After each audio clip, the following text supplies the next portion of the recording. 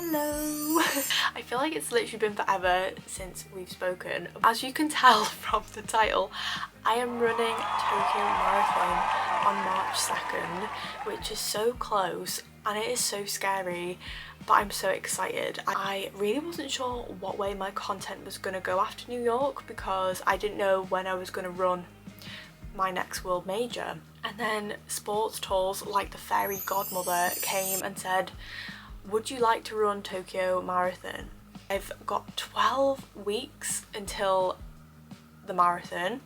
I've just ran my first week of marathon training and I felt like RUNNA just threw me into the deep end. I had 13 kilometers to do yesterday for my long run and I was like, I've ran 4 times since New York Marathon and nothing has been over 7 kilometers, but I did it.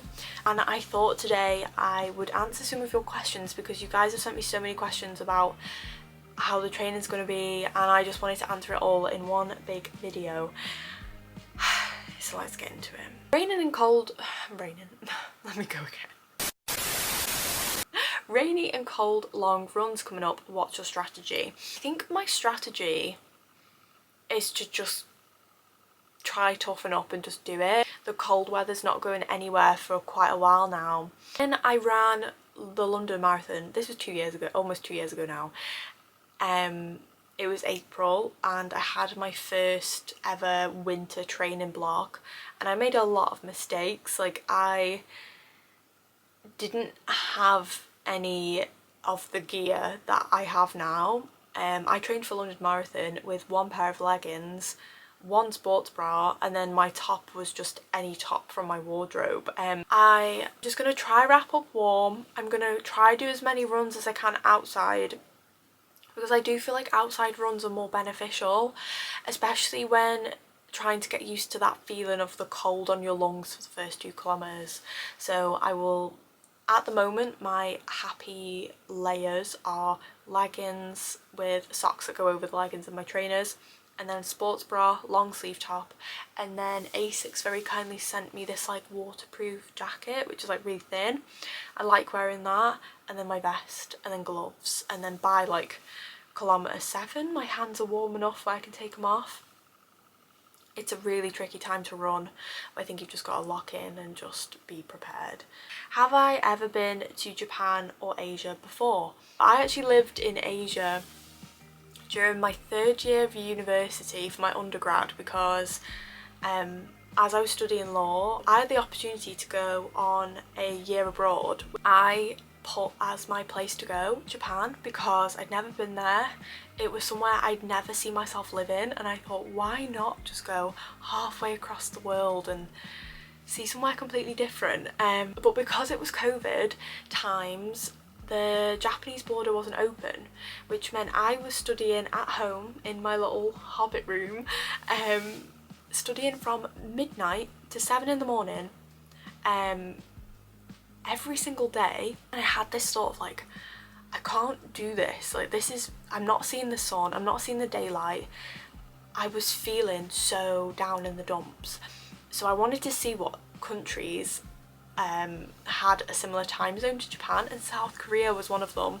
And I was like, I'm just gonna go there. Messaged a few of the girls that I knew that were going to Japan. I'd never met them before, and I said, I think I'm gonna go to South Korea and stay there for the 3 months which you could stay for because you'd have like a tourist visa which was 90 days. And I said, if you want to come with me. So we stayed in Korea for 3 months, and then when Japan opened their borders I went home, got my visa for Japan, and then went over to Japan and I stayed there for like 6 to 7 months. But it was so special and I cannot wait to go back because Japan means so much to me. Japan was the place where technically I started my whole marathon training journey. I've spoke about it before a little bit. I was a massive binge eater and I also didn't exercise, and I never used to think it. I was very in denial, and when people would sometimes tell me things I wouldn't like to hear about myself, I would shrug it off. And it wasn't until I climbed Mount Fuji with my friends and they were all so far ahead of me, it really showed me how unfit I was.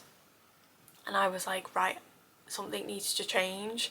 And when I got back from Japan, I was really jet lagged, and I was sat with my dad, who was asleep on the sofa, and a marathon was on the TV, and I remember watching it and being like, if I can do that, no one will ever make me feel unfit ever again. And that night, I think I was up from like 2 a.m. to about 5 a.m. emailing different charities, like, you know, saying like, I would really love to run for you.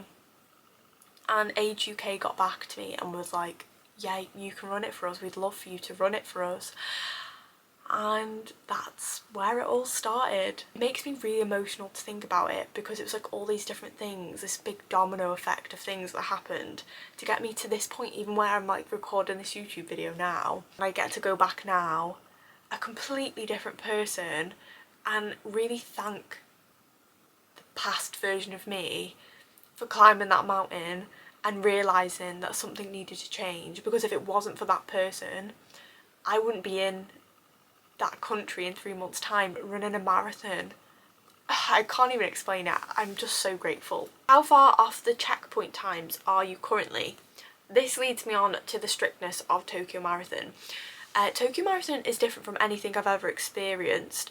A lot of marathons do have cut-offs, but they're cut-offs in terms of the general time, and they'll release you based on the time they think you'll finish at. I'm always the last, if not one of the last waves to start the marathon. I think in London I was literally the last wave. For New York I was second to last wave. But for this one, very weird, they don't have different start times. They have a general start of 9 a.m. You might cross the line, say, at 9:30, depending on where you are in that big queue. And the the checkpoint times aren't based on when you cross the line, they're based on the gun start time. So if I'm the last person to cross the line, I still have the exact same amount of time to reach the checkpoint as the person at the front, which is scary because you don't know where you're gonna like start. So technically you're a bit more at a disadvantage if you're closer to the back, so I will maybe try and like weave my way through to the front, but I don't know.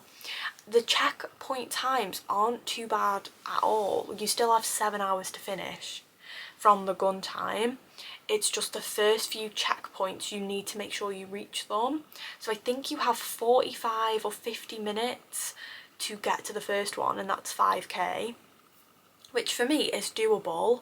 I think it's more the mental aspect of you're going to be so conscious of time because you don't want to be swept up. People were saying like these people come around and chase you with balloons and stuff. Like, I'm very confused. I don't know what I'm expecting, but yeah, so I don't know. I think I'll be okay. My marathon time for New York was 5:43, so I think I'm in good stead to being fine. I think it's more the mental aspect of it and locking in for those first few kilometres and probably the first half of the marathon, because apparently they get a bit more relaxed the further you go, which is the complete opposite of how I took New York. I really was super duper slow the first few kilometres of New York, and I gradually got quicker, and then by mile 20 I was like, I'm going for it, and I made up like so much time in that last 10k. But this time it's going to be the opposite. I'm going to have to really lock in and focus on consistent pace, which is scary. Which leads me on to the next question. How is your training different for this marathon compared to the others? This time I'm focusing again more on consistent pace. I don't want to be stressing about time, and I would like to find a pace where my legs can handle the later kilometres just as good as the earlier kilometres. Does the jet lag scare you? How long will you be there for? Sports tours have said I can stay in the hotel that they're doing for the other runners and things for 5 nights. I think their package goes up to 7, which is really good, I thought. I think I will be maybe booking a hotel before as well to stay there, because I've stayed in Tokyo before. I know where's quite cheap, because there are some really good cheap places to stay in Tokyo. So I will be staying a few days before and then like booking my flights like around that. Yeah, so someone also said like, how did I get a spot in Tokyo? It was sports tours, which is it's so mind-boggling and it is so crazy to me. And something I did want to speak about actually under this question, because I've had a few people message me this question as well, is how do I handle being like a less relatable runner now? And I don't know, like this is going to be a really hard question for me to answer because it makes me really sad, almost because I have this, I'm a bit of a people pleaser and I never would like to let people down or feel disappointed. And I remember I had a comment from a guy a few weeks ago saying how he's unfollowing me because I'm now not relatable. I completely understand that, and it makes me sad that people maybe don't seem as relatable anymore. The way I see it is, when I started my journey to doing the 6 majors, I'd started it after I'd already ran London for charity. Well, it was about 6 or 7 months after I ran London for charity. And I just started it, you know, with that intent of going out to doing the 6 world majors. And I had no idea when I started it last December that any opportunities like this would be knocking on my door. And so I was like training and applying for the ballots. I remember I applied for New York ballot and I didn't get in, and it was like, oh, okay, like, you know, we'll try again, or we can see about charity place. Same with Tokyo. I applied for the Tokyo ballot, I didn't get in, and then I applied for a charity place, I also didn't get in, which kind of shows like how difficult it is to get into for regular runners. And then obviously, as I said, like I had no idea that these opportunities would come and knock on my door.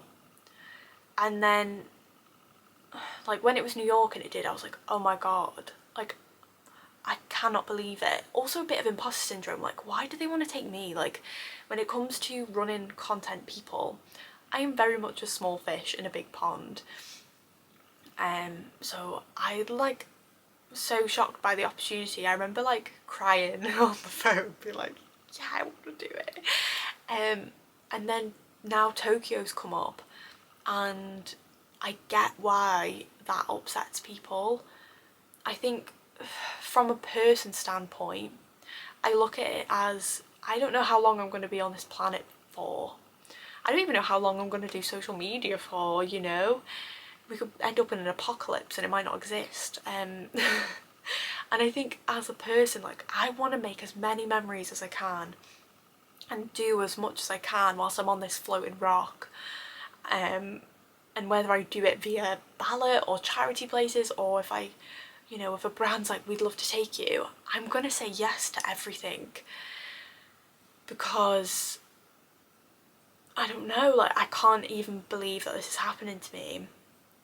I think the most important thing for me is to always remain like humble and know that the only reason why I'm doing these things is because people are supporting my journey and not taking that for granted. And these opportunities are really, I'm also really grateful for, because it means I get to like film these really cool things, because some people that watch me have no interest in marathons whatsoever, but they're really excited to see me do this journey.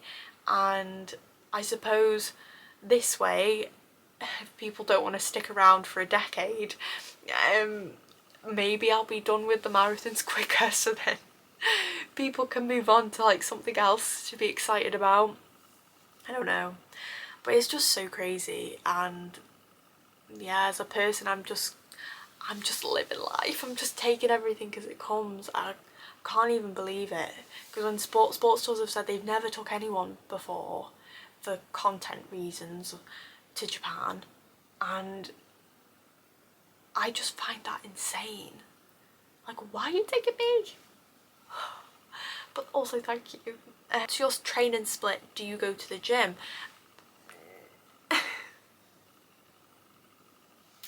So I would say I went to the gym.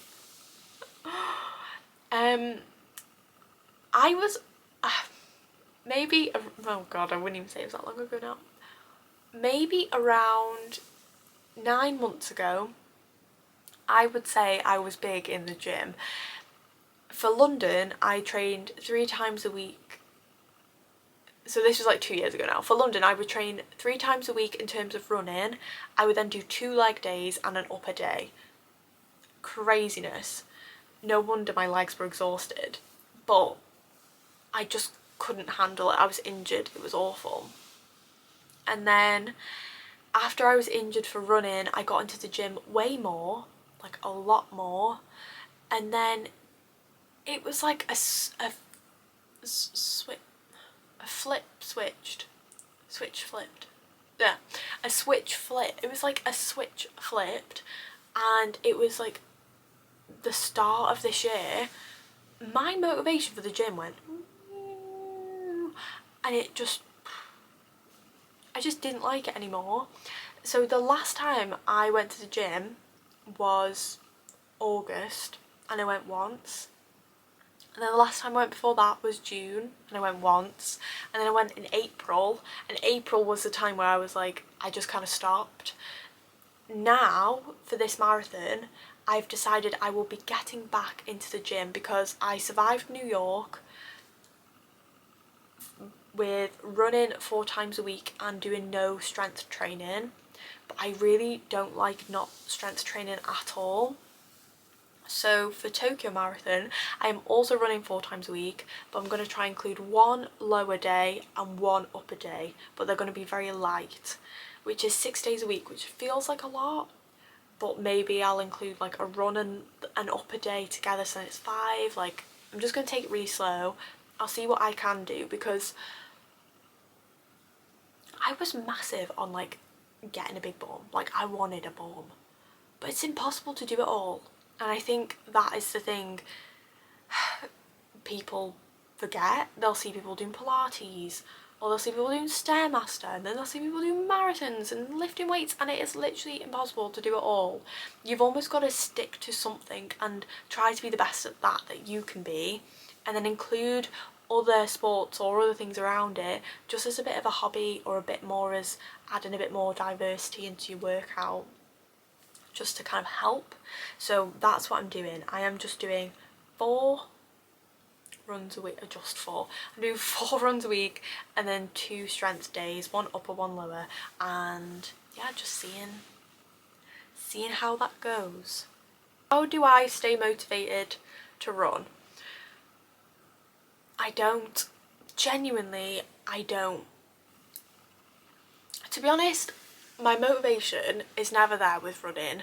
There is never a day where I look forward to a run, which is so pessimistic, and I always get a few hate comments being like, she doesn't deserve to do the things she does because she's so pessimistic.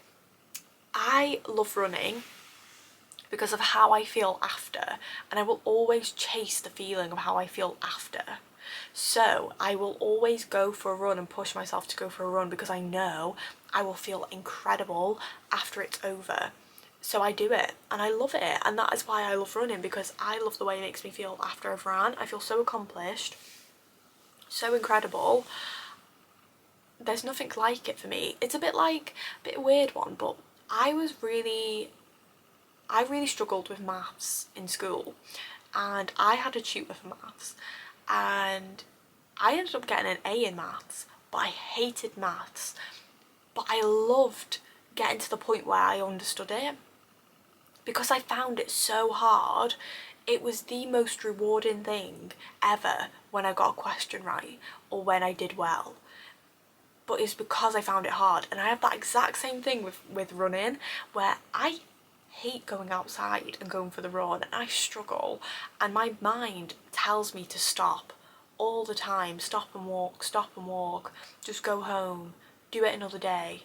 And sometimes it takes like real willpower, being like, you know what, no, I'm going whether you like it or not, brain. And then I go and then I'm like, I feel incredible and amazing. It also helps using RUNNA because it shows all the runs that you have to do over the next 12 weeks, well 12 weeks for me, to reach the race. And when you break down 12 weeks, you realise it actually isn't as much time as you think. Like if I was training on my own without RUNNA, I think I've got all the time in the world. When you break it down and you see all the long runs, including deload weeks, you're like, I literally don't have any time. So RUNNA really helps guilt me or guilt trip me into going for a run, because it's like, if you don't do this run today, you're gonna have 3 runs back to back, and that's not gonna be fun. So I'm like, oh god, I best go and run then. Someone asked, do I like anime? I'm assuming that's because I'm doing Tokyo Marathon, and to answer that question, I do. So pick me, choose me, love me. I'm not gonna sit here and say I've watched tons and tons and tons, because I haven't. But something I will say is I genuinely believe that I am the biggest Attack on Titan fan on the planet. I always try to tell people to watch it, but nobody will because it's anime. But I'm like, if you liked Game of Thrones and you were disappointed by the ending, in my opinion, Attack on Titan is everything Game of Thrones should have been. Writer is a genius, and I mean this, he is a genius, and I could talk about it for hours.